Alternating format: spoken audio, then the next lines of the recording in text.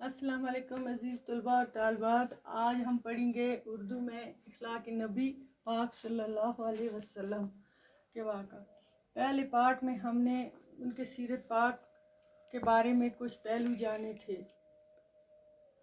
تو آج ہم پڑھیں گے کچھ چند واقعات کا ذکر کیا گیا ہے یہاں جن لوگوں نے شر اور ظلم کی وجہ سے آپ صلی اللہ علیہ وسلم کو مکہ معظمہ سے ہجرت کر کے مدینہ منورہ جانا پڑا تھا۔ فتح مکہ کے بعد آپ صلی اللہ علیہ وسلم نے ان کو معاف فرما دیا اور کوئی بدلہ نہ لیا۔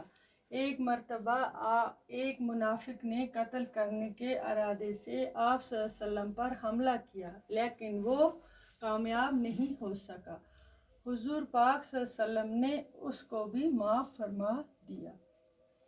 ایک بار آپ صلی اللہ علیہ وسلم بازار سے گزر رہے تھے، ایک صحابی نے آپ صلی اللہ علیہ وسلم کی خدمت میں حاضر ہو کر عرض کیا، اے اللہ کے رسول صلی اللہ علیہ وسلم، مجھے آپ صلی اللہ علیہ وسلم سے کچھ مشورہ کرنا تھا۔ اگر آپ صلی اللہ علیہ وسلم تھوڑی دیر کے لیے یہاں ٹھہر جائیں تو میں بازار سے سودا سلف خرید کر گھر رکھ آؤں۔